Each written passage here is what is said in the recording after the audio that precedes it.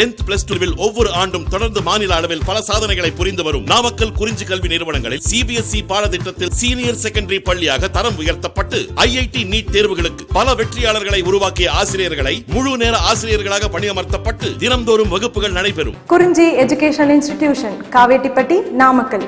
Admission in progress. CBSE KG to 12. Contact 9025895176. Metric 6 to 12. Contact 9344567484. For online admission, log on to www.kurinjischoolnkl.in. Dear student, today we discuss about theories of biological evolution. The first theory, Lamarck theory. Lamarck theory was proposed by Jean-Baptiste de Lamarck. He wrote one of the books, Philosophique Zoologique, in 1809. So the Lamarck அப்படிங்கிறவர் பார்த்தீங்கன்னா first எவல்யூஷனில் first கான்செப்டை கொடுத்தது யாருன்னா லமார்க்கு தான். யாருக்குமே எவல்யூஷனை பற்றி idea இல்லாத போதே லமார்க் வந்து ஒரு பிலாசபிக் சுவாலஜிக் அப்படிங்கிற புக்கை எழுதுனதோடு இல்லாத இவர் வந்து ஒரு ஐடியா எவல்யூஷன் இந்த மாதிரி நடந்திருக்கு அப்படிங்கிறத இவர் தான் ஃபஸ்ட்டு ஐடியா கொடுத்தவர். இவரோட தியரியில் வந்து 2 பிரின்சிபல் சொல்லியிருக்காரு. The theory of use and disuse theory. அதாவது ஒரு ஆர்கனை நம்ம யூஸ் பண்ணால் அது வளரும், யூஸ் பண்ணாத ஆர்கன் அது வளராது அப்படின்னு முதல்ல சொன்னது யாருன்னா லமார்க் அவர் தான். The theory of use and disuse theory. இது வந்து நிறைய சயின்டிஸ்ட் வந்து இதை அக்செப்டட் பண்ணியிருக்காங்க. ஒரு சில இதில் வந்து ட்ராபேக்கும் இருக்குது அப்படின்னு சொல்லியிருக்காங்க. ஸோ அடுத்தது பார்த்தீங்கன்னா the theory of inheritance of acquired characters. So இது ஒன்று, இன்ஹெரிட்டன்ஸ் ஆஃப் அக்வயர்டு கேரக்டர்ஸ். இதில் ஃபஸ்ட் ஒன்று பார்த்தீங்கன்னா the theory of use and disuse theory. The theory organ that are used often will increase in size and those that are not used will degenerate. So இதில் என்ன சொல்லியிருக்காங்கன்னா ஒரு ஆர்கனை நம்ம கண்டினியூஸாக use பண்ணால் அந்த ஆர்கன் வளரும், அதே மாதிரி ஒரு ஆர்கனை நம்ம யூஸ் பண்ணாமையே இருந்தோமா அந்த ஆர்கன் டீஜெனரேட் ஆகிரும் அப்படின்னு சொல்லியிருக்காங்க. ஸோ இதில் ஃபஸ்ட்டு இவர் சொல்லியிருக்காரு. அதுக்கப்புறம் இதை வந்து டிஸ்ப்ரூவ் பண்ணியிருக்காங்க. ஸோ இதில் என்ன சொல்லியிருக்காருன்னு பார்த்தீங்கன்னா, இப்போ ஒரு பிளாக் ஸ்மித் இருக்கார், கொல்லம்பற்றையில் இருக்கிற அந்த பிளாக் ஸ்மித் வந்து எந்த ஒரு பொருளை வந்து இரும்பெல்லாம் வச்சு சுத்தியில் அடிச்சுக்கிட்டே இருப்பார். அடிச்சுக்கிட்டே இருக்கும்போது அவரோட கையில் ஆர்ம்ஸ்லாம் பார்த்தீங்கன்னா நல்லா பல்ஜாகவே இருக்கும். ஓகேங்களா? ஸோ அவர் கண்டினியூஸாக அதை யூஸ் பண்ணிக்கிட்டே இருக்கிறாரு. அவரோட கையில் வந்து மாடிஃபிகேஷன் இருக்குது, இது அவர் கையை யூஸ் பண்ணிக்கிட்டே இருக்கிறாரு. அதே மாதிரி எக்ஸ்பீரியன்ஸ் ரன்னர், ஒரு நல்ல ஸ்போர்ட்ஸ் மேன் இருக்காங்க, அவங்க நல்லா ரன்னிங் போகிறாங்க அப்படின்னா அவங்களோட தை வந்து நல்ல வெல் டெவலப்டாக இருக்கும். ஸோ இந்த மாதிரி நம்ம யூஸ் பண்ணுற ஆர்கன் வளரும். ஒரு ஆர்கனை நம்ம யூஸ் பண்ணாமல் விட்டுட்டோமா அந்த ஆர்கன் வந்து வளர்ச்சி அடையாது அப்படின்ட்டு லமார்க் சொல்லியிருக்காரு. லமார்க்கிசம் அப்படிங்கிறது இது வந்து ஃபஸ்ட்டு உருவாக்கின ஒரு concept. Jean Baptiste de Lamarck எப்பயுமே வந்து முதல்ல சொன்னதை வந்து எல்லாருமே அக்செப்டட் பண்ணுவாங்க. ஸோ இதில் வந்து இவரோட கான்செப்டும் அக்செப்டட் பண்ணாங்க. லேட்டர் இதுக்கப்புறம் வந்த சயின்டிஸ்ட் வந்து இவரோட கான்செப்டில் some of the error is there அப்படிங்கிறத ஃபைண்ட் அவுட் பண்ணாங்க. ஸோ இவர் தான் எவல்யூஷனரி லேடர்னால் ஃபஸ்ட்டு எவல்யூஷனை பற்றி சொன்னதே யாருன்னா லமார்க். ஸோ லமார்க் தியரி அப்படிங்கிறது very important. He proposed one of the book அப்படின்னு பார்த்தீங்கன்னா பிலாசபிக் சுவாலஜிக் அப்படிங்கிற புக்கை 1809. Very important. இது 1 மார்க்கில் வரலாம். சரிங்களா? அடுத்தது பாருங்கள், the theory of inheritance of acquired characters. Character that are developed during the life time of an organism are called acquired characters. இப்போ நம்ம வாழ்ந்துக்கிட்டு இருக்கும்போது நமக்கு சில கேரக்டர் கிடச்சிது அப்படின்னா அதை வந்து acquired character during his life time. அவரோட லைஃப் டைமில், இப்போ இல்லைன்னா ஒரு பர்சனோட லைஃப் டைமில் கெட்டிங் கேரக்டரை வந்து நம்ம அக்வயர்டு கேரக்டர் அப்படின்னு சொல்கிறோம். அந்த கேரக்டர் வந்து automatically transmitted to the next generation அப்படின்னு சொன்னார். ஓகேங்களா? ஸோ இது 2 கான்செப்ட்டு, மெயினான கான்செப்ட்டு. ஒன்று, எந்த ஆர்கனை யூஸ் பண்ணுறாங்களோ அந்த ஆர்கன் நல்லா டெவலப் ஆகும், யூஸ் பண்ணாத ஆர்கன் வந்து டெவலப் ஆகாது அப்படிங்கிற ஒரு கான்செப்டை வந்து இந்த theory of use and disuse theory அப்படின்னு சொன்னார். அடுத்த நெக்ஸ்ட் ஒன் பார்த்தீங்கன்னா அக்வைர்டு கேரக்டர், நம்ம பெறப்பட்ட கேரக்டர் வந்து நெக்ஸ்ட் ஜெனரேஷனுக்கு இன்ஹெரிட்டட் ஆகும் அப்படிங்கிற ஒரு கான்செப்டை சொன்னார். ஸோ நெக்ஸ்ட்டு பார்த்தீங்கன்னா இதில் the main objection to Lamarckism. So இதை வந்து டிஸ்ப்ரூவ் பண்ணுறதுக்கு அதுக்கப்புறம் ஆகஸ்ட் வீஸ்மேன் அப்படிங்கிற ஒரு சயின்டிஸ்ட் வந்து இதை டிஸ்ப்ரூவ் பண்ணார். இந்த மாதிரிலாம் இல்லை, இந்த மாதிரி வந்து ஒரு ஆர்கனை யூஸ் பண்ணால் அது டெவலப் ஆகும் அப்படிங்கிறதெல்லாம் அவர் வந்து சில எக்ஸ்பிரிமெண்ட்டில் அதை டிஸ்ப்ரூவ் பண்ணார். எப்படி அந்த எக்ஸ்பிரிமெண்ட் அப்படின்னு பார்த்தீங்கன்னா the Lamarckism was disproved by August Weismann, very important, August Weismann இவர் வந்து டிஸ்ப்ரூவ் பண்ணார். இவர் என்ன செஞ்சார்னா மைஸ்னால் உங்களுக்கு தெரியும், எலியிலேயே ரொம்ப சின்ன வெரைட்டியாக இருக்கும், அதை நம்ம மைஸ் அப்படின்னு சொல்லுவோம். ஸோ அதில் வந்து மைஸை வந்து எடுத்து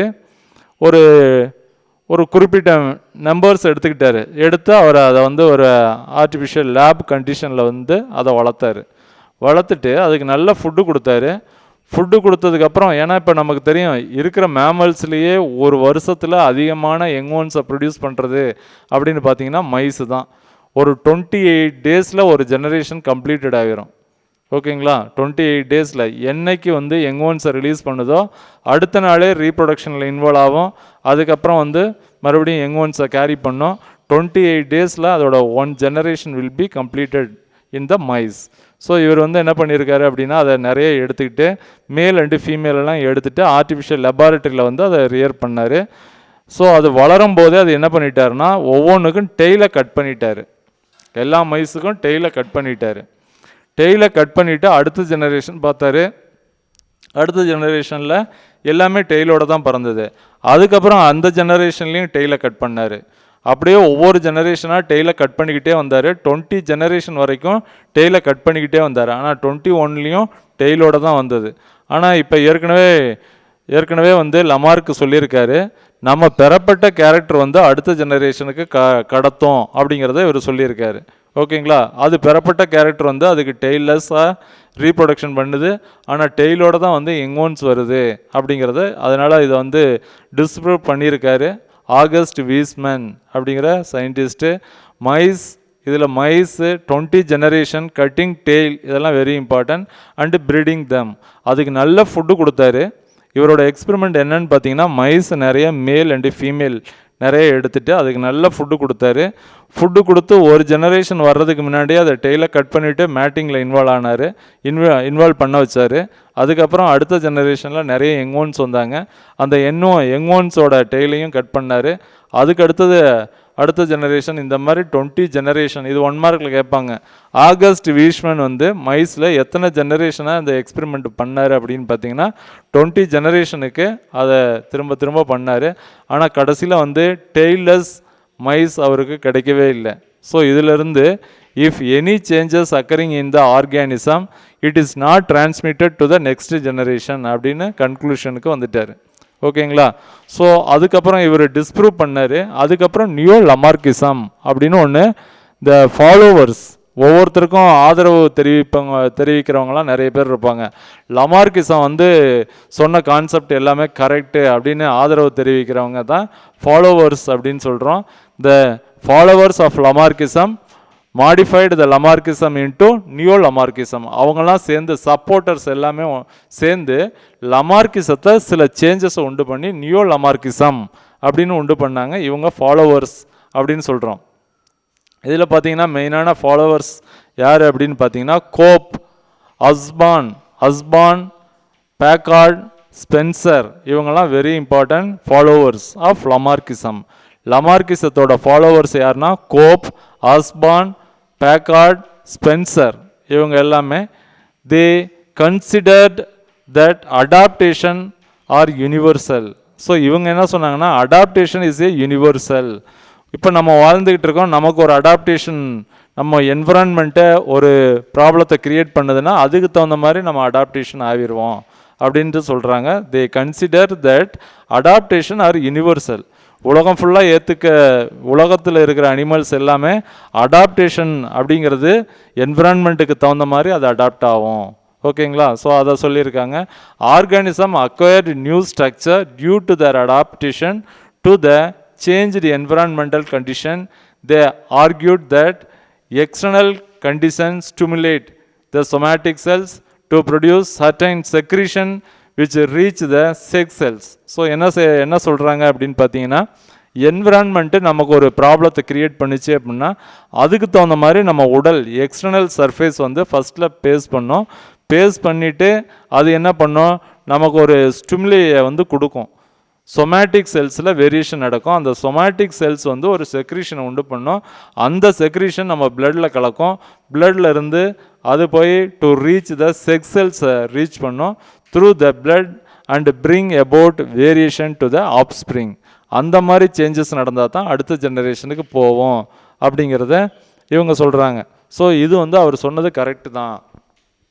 அடாப்டேஷன் நடந்ததுன்னா, அடாப்டேஷன் ஆயிடுச்சுன்னா, ஒரு ஆர்கானிசம் அடாப்டேஷன் ஆயிடுச்சுன்னா டியூ டு த எகைன்ஸ்ட் என்விரான்மெண்ட்டுக்கு தகுந்த மாதிரி அது அடாப்டேஷன் ஆயிடுச்சுன்னா அந்த அடாப்டேஷன் வந்து அதோட பிளட்டில் இருந்து செக்ஸ் செல்லுக்கு போவோம். செக்ஸ் செல்லிருந்து ஒரு ஜெனரேஷன்லேருந்து அடுத்த ஜெனரேஷனுக்கு போவோம்.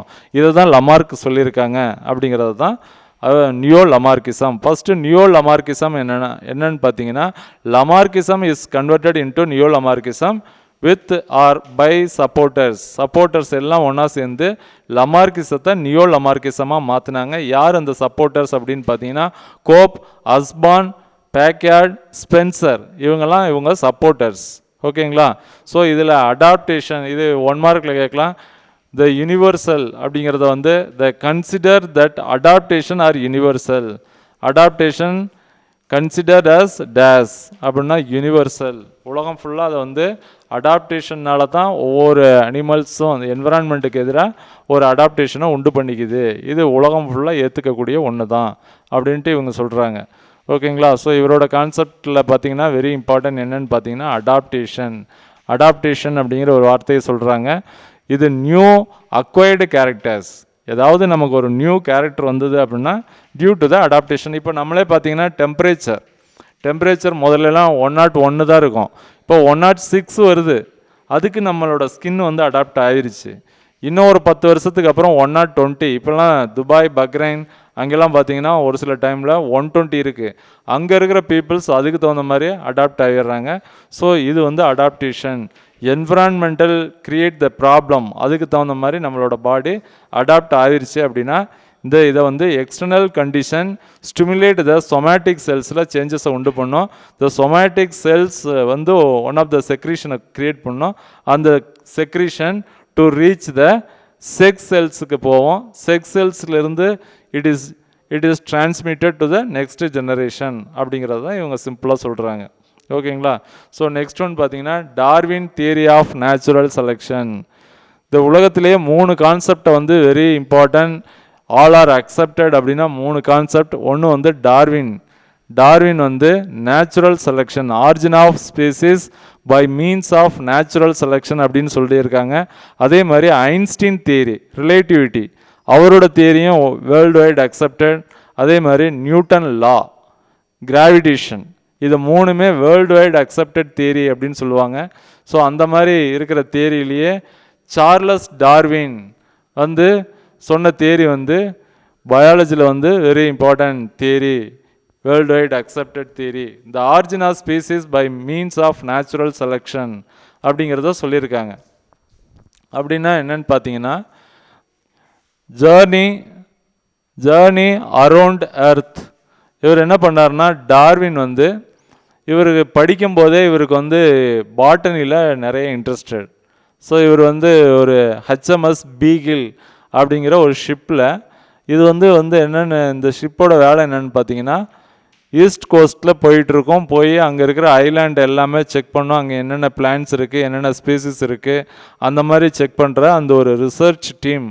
அதில் வந்து இவர் டார்வின் வந்து February 12 பிறந்தார். ஓகேங்களா?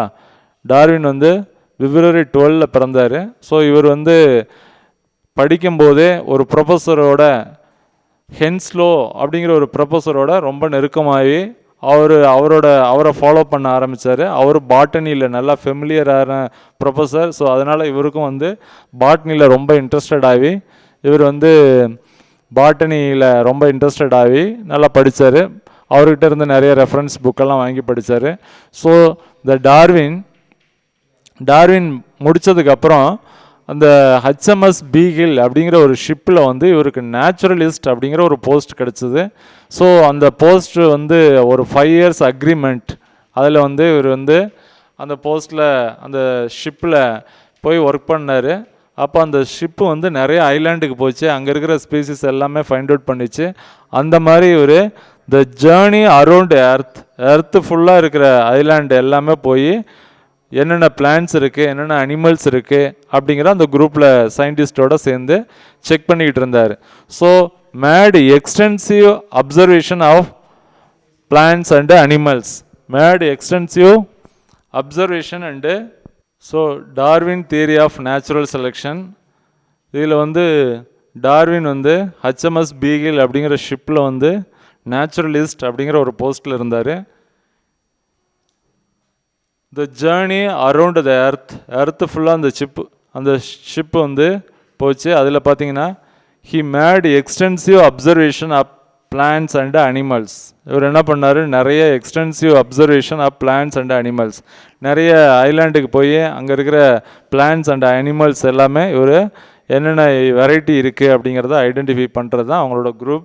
ஸோ இதில் பார்த்தீங்கன்னா he noted a huge variety and remarkable similarity among organism and their adaptive feature to cope up to their environment.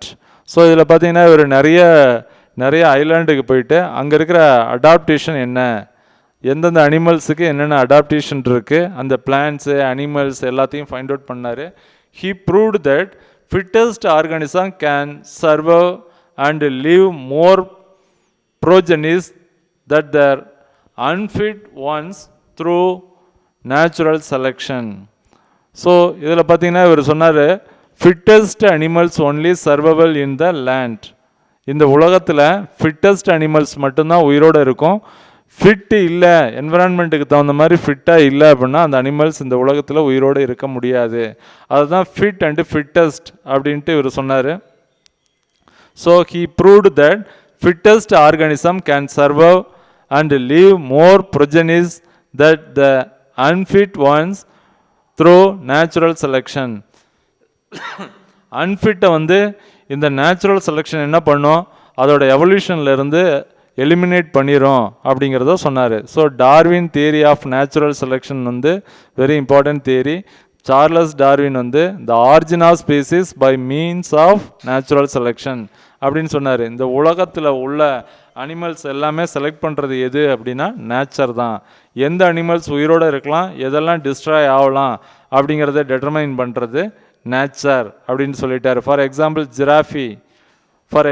ஜிராஃபி first இருக்கும்போது அதோட கழுத்து வந்து நீளம் கம்மியாக இருந்தது அப்படின்னு சொல்கிறாங்க. ஜிராஃபி அது ஆப்பிரிக்கன் டெசர்ட்டில் இருந்தது. அப்போ அதுக்கு வந்து ஃபுட்டு கிடைக்கல, அது லாங்கான ட்ரீலேருந்து ஃபுட்டை கெட் பண்ணுறதுக்கு ஸ்ட்ரெச் பண்ணுச்சு. ஸோ அந்த ஸ்ட்ரெச் பண்ணி அந்த ஃபுட்டை கலெக்ட் பண்ணும்போது அதோட நெக்கும் அதோட ஃபோர் லிம்பும் வந்து ஹைட் ஆச்சு, இந்த மாதிரி சொல்கிறாங்க. ஸோ அந்த மாதிரி ஃபுட்டு கிடைக்கல அப்படிங்கிற ஒரு கண்டிஷனை க்ரியேட் பண்ணது என்விரான்மெண்ட். அந்த என்விரான்மெண்ட்டை க்ரியேட் பண்ணதுனால அதோட நெக்கும் வந்து அதோட 4 லெக் வந்து பெருசாகிருச்சு அப்படிங்கிறத கன்க்ளூஷன் சொல்கிறாங்க. ஸோ நமக்கு ஒரு ப்ராப்ளத்தை க்ரியேட் பண்ணுறது என்விரான்மெண்ட். அந்த என்விரான்மெண்ட்டில் வந்து நம்ம இருக்கணும் அப்படின்னா survival of the fittest animals only survival. அங்கே இருக்கிற அனிமல்ஸ் வந்து ஃபிட்டஸ்ட்டாக இருந்தால் மட்டும்தான் இருக்க முடியும். Unfit organism will be eliminated. Unfit வந்து எலிமினேட்டட் பண்ணிடும் அப்படிங்கிறது தான் இவர் Darwin theory of natural selection அப்படின்னு சொல்கிறாரு. ஸோ இவரோட கான்செப்ட் அப்படின்னு பார்த்தீங்கன்னா இவர் வந்து ஓவர் ப்ரொடக்ஷன் அப்படிங்கிற ஒரு கான்செப்டை சொல்கிறாரு. அதே மாதிரி struggle for existence. Then third one வந்து universal occurrence of variation. Over production. So இந்த உலகத்தில் பார்த்தீங்கன்னா நிறைய அனிமல்ஸ் வந்து ரீப்ரொடக்ஷன் முடிஞ்சதுக்கப்புறம் நிறைய யங்ஒன்ஸை உண்டு பண்ணுது. ஒன்றும் இல்லை, ஹியூமன் பீயிங் ஒரு கஸ்டேஷன் பீரியட் முடிஞ்சவொடனே, ஒரு ரீப்ரொடக்டிவ் பீரியட் முடிஞ்சவொடனே ஒரு யங்ஒன்ஸை உண்டு பண்ணலாம். அக்கேஷ்னலாக 2 ட்விங்ஸ் பிறக்கலாம், இல்லாட்டி அக்கேஷ்னலாக 3, இது மாதிரி தான் பிறக்க முடியும். இப்போ ஃபார் எக்ஸாம்பிள் சால்மான் ஃபிஷ் அப்படிங்கிற ஒரு ஃபிஷ்ஷை எடுத்துக்கிட்டோம் அப்படின்னா ஒன் ப்ரீடிங் சீசனில் விச் ப்ரொடியூஸ் 28 மில்லியன் எக்ஸை வந்து ரிலீஸ் பண்ணுது. அந்த 28 மில்லியன் எக்ஸில் ஒரு 8 மில்லியன் டேமேஜ் ஆனால் கூட 20 மில்லியன் யங்ஓன்ஸை வந்து ரிலீஸ் பண்ணோம் ஒன் சீசனல் ப்ரீட்ஸ் அப்படின்னா அதோட சீசனில். இப்போ ஃபார் எக்ஸாம்பிள் 1 இயருக்கு 2 டைம்ஸ் ப்ரீடிங்கில் இன்வால்வ் ஆகுது அப்படின்னா அது வந்து 56 மில்லியனை வந்து ப்ரொடியூஸ் பண்ணிடும். 1 ரீப்ரொடக்டிவ் சீசனில் வந்து 28 மில்லியன் எக்ஸை வந்து சால்மான் ஃபிஷ் ரிலீஸ் பண்ணுது. அதிலிருந்து மேக்ஸிமம் எல்லாமே வந்து யங்ஓன்ஸ் வந்துடும். அப்போ அதோட இனம் அழியறதுக்கு வாய்ப்பே இல்லை அப்படிங்கிறாரு. அதே மாதிரி எலிஃபண்ட் இருக்கிறதுலையே ஸ்லோ ப்ரீடர்ஸ் அப்படிம்பாங்க. அதாவது எலிஃபண்ட்டோட லைஃப் டைம் அப்படின்னு பார்த்தீங்கன்னா 90 இயர்ஸ் உயிரோடு இருக்கும். 30 இயர்ஸுக்கு மேலே தான் யங்ஓன்ஸை ரிலீஸ் பண்ணவே அது ஆரம்பிக்கும். அதோட டியூரிங் லைஃப் டைமில் வந்து 6 யங்ஓன்ஸை ரிலீஸ் பண்ணோம். அந்த மாதிரி இருக்கிற ரொம்ப ஸ்லோ ப்ரீடர்ஸ் கூட 750 இயர்ஸில் வந்து 6 மில்லியன் எலிஃபெண்ட்டை உண்டு பண்ணோம் அப்படிங்கிறாரு. ஸோ இதெல்லாம் over production. So each and every organism produce more then 1 யங்ஓன்ஸை நிறைய உண்டு பண்ணிக்கிட்டே இருக்குது. அதனால தான் இந்த உலகத்தில் வந்து ஒவ்வொரு இனமும் அழியாமல் இருக்குது. இதுக்கு பேர் ஓவர் ப்ரொடக்ஷன் அப்படிங்கிறத சொல்கிறாரு. டார்வின் தியரியில் வந்து அவர் எக்ஸ்ப்ளனேஷன் பண்ணதில் ஓவர் ப்ரொடக்ஷன் அப்படிங்கிறது வெரி இம்பார்ட்டன்ட். இதில் சால்மான் ஃபிஷ் அதோட 1 ப்ரீடிங் சீசனில் வந்து 28 மில்லியன் எக்கை ரிலீஸ் பண்ணோம். அதே மாதிரி எலிஃபண்ட் வந்து we called as a slow breeders அப்படின்னு சொல்கிறோம். அந்த ஸ்லோ ப்ரீடர்ஸ் வந்து 750 இயர்ஸில் வந்து 6 மில்லியன் யங்ஓன்ஸை அது ரிலீஸ் பண்ணுது. ஓகேங்களா? ஸோ அதனால தான் அந்த இனம் அழியாமல் இருக்குது அப்படின்னு சொல்கிறாங்க. நெக்ஸ்ட் ஒன்று பார்த்தீங்கன்னா ஸ்ட்ரகிள் ஃபார் எக்ஸிஸ்டன்ஸ், வாழ்க்கை போராட்டம். அனிமல்ஸுக்கு வந்து வாழ்க்கை போராட்டம் நிறைய இருக்குது. அது பார்த்தீங்கன்னா மெயின்லி இந்த அனிமல்ஸ் அப்படின்னு பார்த்தீங்கன்னா struggle for food, space and mate. ஒரு ஆப்போசிட் செக்ஸோட மேட் பண்ணுறதுக்கு சண்டை போடும், அதே மாதிரி ஸ்பேஸுக்காக சண்டை போடும், அதே மாதிரி ஃபுட்டுக்காக சண்டை போடும். ஸோ இந்த மாதிரி ஸ்ட்ரகிள் ஃபார் எக்ஸிஸ்டன்ஸ் இருக்குது, வாழ்க்கை போராட்டம் அப்படின்னு சொல்லுவாங்க. So the struggle for existence வந்து நாட் ஓன்லி ஹியூமன் பீயிங்க்கு மட்டும் இல்லை, ஈச் அண்ட் எவ்ரி ஆர்கானிசத்துக்கும் இந்த ஸ்ட்ரகிள் ஃபார் எக்ஸிஸ்டன்ஸ் இருக்குது. அது மெயினாக வந்து ஃபுட்டுக்காகவும் ஸ்பேஸுக்காகவும் மேட்டிங்காகவும் அது சண்டை போடும், ஸ்ட்ரகிள் போராட்டம் நடத்தும் அப்படிங்கிறாங்க. Generally there are 2 type of struggle is the one is a intraspecific struggle, inter specific struggle அப்படின்னு சொல்கிறோம். இன்ட்ரா ஸ்பெசிஃபிக் ஸ்ட்ரகிள் அப்படின்னு பார்த்தீங்கன்னா பிட்வீன் த சேம் ஸ்பீசிஸ், இதுதான் வந்து ரொம்ப டேஞ்சரஸ் அப்படின்னு சொல்கிறாங்க. இப்போ 2 ஹியூமன் பீயிங்க்கு சண்டை வந்தால் அது கொஞ்சம் டேஞ்சராக இருக்கும். இதே ஒரு டைகருக்கும் ஒரு ஹியூமன் பீயிங்க்கும் சண்டை வந்தால் சண்டை ஒரே நிமிஷத்தில் முடிஞ்சிடும். ஏன்னா டைகர் ஒரே அடி அடிக்கும், ஹியூமன் பீயிங் இறந்துருவான். ஆனால் 2 ஹியூமன் பீயிங்கை நம்ம சண்டை போட விட்டோம்னா 2 பேர்த்துக்குமே சேம் ஃபோர்ஸ் இருக்கும், அதனால் சேம் பாடி ஸ்ட்ரக்சர் எல்லாமே இருக்கும். 2 பேரும் இந்த சண்டை வந்து நிறைய நடக்கும். அதை நம்ம ஃபாரஸ்ட்டில் பார்க்கலாம். 2 எலிஃபண்ட்டுக்கு சண்டை வந்துருச்சுன்னா அந்த காட்டையே அழிக்கிற அளவுக்கு அதில் பவர் இருக்கும். ஓகேங்களா? அதுக்கு பவர் இருக்கும். இது இன்ட்ரா ஸ்பெசிஃபிக் ஸ்ட்ரகிள் அப்படின்னு சொல்கிறோம். ஓகேங்களா? Next one inter specific struggle between different species. இந்த ஸ்ட்ரகிள் பார்த்தீங்கன்னா ரொம்ப சீக்கிரமாகவே முடிஞ்சிடும். இது வந்து ஒரு அனிமல்ஸுக்கும் இன்னொரு டிஃப்ரெண்ட் ஸ்பீசிஸுக்கும் வந்ததுன்னா இதை நம்ம இன்டர் ஸ்பெசிஃபிக் ஸ்ட்ரகிள் அப்படின்னு சொல்கிறோம். ஸோ இதில் வெரி இம்பார்ட்டன்ட் 3 மார்க்கில் 2 மார்க்கில் கேட்பாங்க. இன்ட்ரா ஸ்பெசிஃபிக் ஸ்ட்ரகிள் அப்படின்னா என்ன, இன்டர் ஸ்பெசிஃபிக் ஸ்ட்ரகிள்னா என்னன்னு கேட்பாங்க. இன்ட்ரா ஸ்பெசிஃபிக் ஸ்ட்ரகிள்னா the struggle between the same ஸ்பீசிஸுக்கு இடையில நடந்ததுன்னா intra specific, the struggle between the different species நடந்ததுன்னா இன்டர் ஸ்பெசிஃபிக் ஸ்ட்ரகிள் அப்படின்னு சொல்கிறோம். ஸோ நெக்ஸ்ட் ஒன் பார்த்தீங்கன்னா universal occurrence of variation. Universal occurrence of variation. No 2 individual are alike. ஒரே மாதிரி 2 animals வந்து ஒரே மாதிரி, நம்ம எல்லாமே ஹியூமன் பீயிங் தான், ஆனால் variation is there. we can find out the variation between the human being இடையில. இப்போ நம்ம எறும்பெல்லாம் பார்க்குறோம், எறும்பு எல்லாமே ஒரே மாதிரி தான் இருக்குது, எல்லா எறும்புமே ஒரே மாதிரி தான் இருக்குது அப்படின்லாம் சொல்ல முடியாது. அதை எறும்பை எடுத்து நம்ம மைக்ரோஸ்கோப்பில் பார்த்தோம்னா ஒன்று வந்து தலை பெருசாக இருக்கும், ஒன்று சின்னதாக இருக்கும், ஆனால் எல்லாம் ஒரே கலரில் தான் இருக்கும். வேரியேஷன் அப்படிங்கிறது no 2 individual are alike, there are variation even in identical twins. So identical ட்விங்ஸில் கூட வேரியேஷன் இருக்கும் அப்படின்னு சொல்கிறாங்க. Even the children born of the same parents differ in colour, height, behaviour. இப்போ ஒரே பேரண்ட்ஸுக்கு 2-3 குழந்தைங்க பிறந்தால் ஒரு குழந்தைங்க வந்து கலரில் வேரி ஆகும், ஒன்று ஹைட்டில் வேரி ஆகும், ஒன்று பிஹேவியரில் வேரி ஆகும். இதை நம்ம வேரியேஷன் அப்படின்னு சொல்கிறோம். The useful variation found in an organism help them to overcome struggle and such variation are passed on the next generation. So variation அப்படிங்கிறது it is a universal. The variation அப்படிங்கிறது எல்லாத்துக்குமே இருக்குது. எந்த ஸ்பீசிஸ் எடுத்தாலும் அதில் variation இருக்குது. Variation means it is a difference. நம்ம animals இப்போ பேர்ட்ஸ் எல்லாம் ஒரே மாதிரி தான் இருக்குது அப்படின்னு நம்ம பார்ப்போம், ஆனால் இல்லை. இப்போ க்ரோவை எடுத்துக்கிட்டோம் அப்படின்னா அதெல்லாம் ஒரே மாதிரி தான் இருக்கா, அதை நம்ம நல்லா ஃபைண்ட் அவுட் பண்ணி அதோட ஸ்ட்ரக்சரை பார்த்தோம் அப்படின்னா அதோட கண்ணு கொஞ்சம் பெருசாக இருக்கலாம், அதோட தலை பெருசாக இருக்கலாம். அதே மாதிரி ஹியூமன் பீயிங், அதே மாதிரி நம்ம எறும்பை எடுத்துக்கிறோம். எறும்பை தூரத்தில் இருந்து பார்க்கும்போது எறும்பெல்லாம் ஒரே மாதிரி தான் இருக்குது அப்படின்னு சொல்லுவோம். ஆனால் இன்னும் அதை எடுத்து மைக்ரோஸ்கோப்பில் பார்க்கும்போது we can find out the variation. So the variation வந்து கண்டிப்பாக எந்த ஸ்பீசிஸ்லேயும் வேரியேஷன் இருக்குது அப்படிங்கிறத இவர் சொல்கிறாரு. Universal occurrence of variation. So Darwin வந்து 3 கான்செப்டை சொல்கிறாரு. ஓவர் ப்ரொடக்ஷன் அப்படின்னு ஒன்று சொல்கிறாரு, struggle for existence and universal occurrence of variation அப்படிங்கிறத இவர் எக்ஸ்பிளைன் பண்ணுறாரு. அதே மாதிரி அப்ஜெக்ஷன் டு த